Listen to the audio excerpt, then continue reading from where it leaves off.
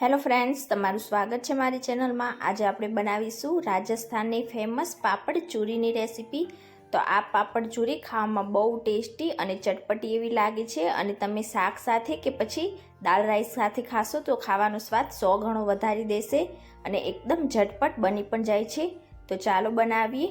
Recipe સારી લાગે તો વિડીયોને લાઇક કરજો, વધારેમાં વધારે શેર કરજો અને જો તમને મારી રેસીપીઓ સારી લાગતી હોય અને હજી સુધી ચેનલને સબસ્ક્રાઈબ ના કરી હોય તો સબસ્ક્રાઈબ કરીને બાજુમાં રહેલા બેલ આઇકન બટનને ક્લિક કરજો એટલે નવી રેસીપીના નોટિફિકેશન આવશે।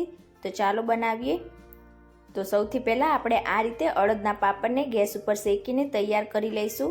તો અહીંયા ટોટલી મેં 5 પાપડ લીધા છે, તો બધા પાપડને આપણે આ રીતે અલટી પલટીને શેકી લઈશું। તમને જો ડાયરેક્ટ આ રીતે હાથેથી ના ફાવે તો તમે ચીપિયાનો યુઝ કરી શકો છો। અહીંયા પાપડને તમે તળીને પણ આ પાપડ ચૂરી બનાવી શકો છો, પણ જે લોકો વધારે પડતું ઓઇલી ખાવાનું પસંદ ના કરતા હોય તે લોકો આ રીતે પાપડ શેકીને તૈયાર કરી શકે છે। તો બધા આપણે આ રીતે પાપડ શેકીને પહેલાં તૈયાર કરી લઈશું।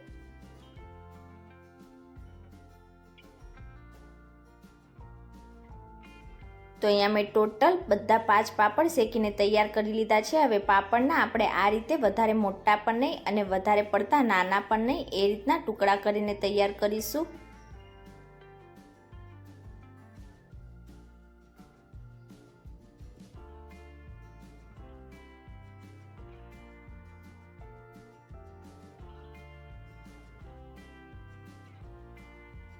તો અહીંયા મેં બધા જ પાપડના આ રીતે મીડિયમ પીસ કરીને તૈયાર કરી લીધા છે। હવે આપણે ઉપરથી 1 ટીસ્પૂન જેટલું તેલ ઉમેરીશું। તો અહીંયા તેલની જગ્યાએ તમે મેલ્ટેડ ઘીનો યુઝ પણ કરી શકો છો।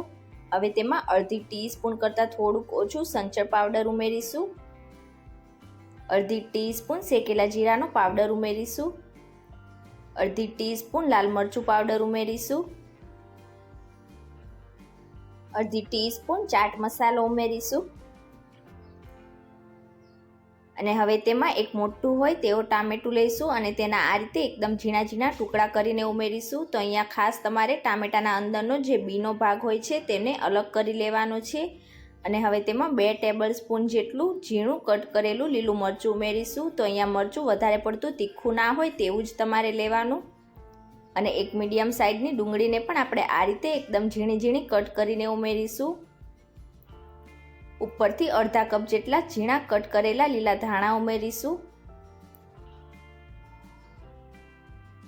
અને હવે એકદમ ચટપટી એવી આપણી પાપડ ચૂરી બનાવવા માટે અડધા લીંબુનો રસ ઉમેરી દઈશું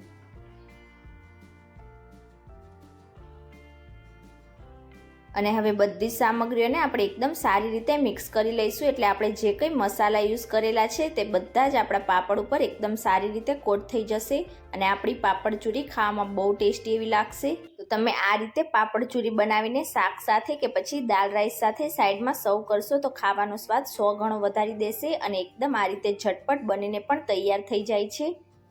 તો અહીંયા તમે જોઈ શકો છો મેં બધી સામગ્રીઓને એકદમ સારી રીતે મિક્સ કરીને તૈયાર કરી લીધી છે। તો અહીંયા આપણી એકદમ ટેસ્ટી અને સ્પાઇસી પાપડ ચૂરી બનીને તૈયાર થઈ ગઈ છે। તો હવે ચટપટી પાપડ ચૂરીને આપણે સર્વિંગ પ્લેટમાં નીકાળીશું। તો તમે ક્યારે આ રીતે રાજસ્થાની પાપડ ચૂરી ઘરે ના બનાવી હોય તો એકવાર આ રેસીપી જરૂરથી ટ્રાય કરજો, બહુ ટેસ્ટી એવી લાગે છે। અને આજની મારી રેસીપી તમને કેવી લાગી એ મને કમેન્ટ કરીને ચોક્કસથી જણાવજો। રેસીપી સારી લાગી હોય તો વિડીયોને લાઇક કરજો, વધારેમાં વધારે શેર કરજો અને ચેનલને સબસ્ક્રાઈબ કરીને બેલ આઇકનને ક્લિક કરજો એટલે નવી રેસીપીના નોટિફિકેશન આવશે। Thank you for watching.